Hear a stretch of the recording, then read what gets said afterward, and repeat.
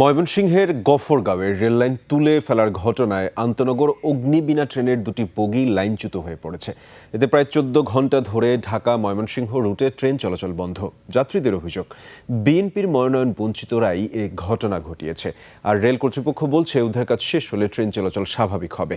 ময়মনসিংহ বিভাগীয় প্রতিনিধি আতর রহমান জুয়েলের তথ্যচিত্রে ডেস্ক রিপোর্ট।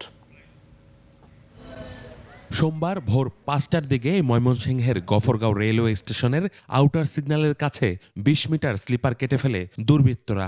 এতে অগ্নিবীণা এক্সপ্রেস ট্রেনের দুটি বগি লাইনচ্যুত হয়ে পড়ে। পরে ঢাকা ময়মনসিংহ রেল রুটে ট্রেন চলাচল বন্ধ হয়ে যায়।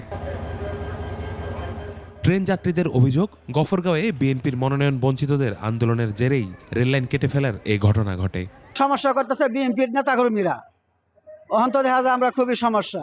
এটা আসলে তাদের নেতাদের সাথে কথা বলে ঠিক করে তাদের করা উচিত। বিএনপি যারা মনোনয়ন পায় না তারা গত ২-১ দিন ধরে আন্দোলন করছে, আজকে লাইন কেটে ফেলেছে, এর জন্য আর কি অসুবিধা হয়েছে। রাজনৈতিক বিষয়ের জন্য যদি সাধারণ জনগণ কষ্ট ভোগ করে, সেটা তো কাঙ্ক্ষিত না।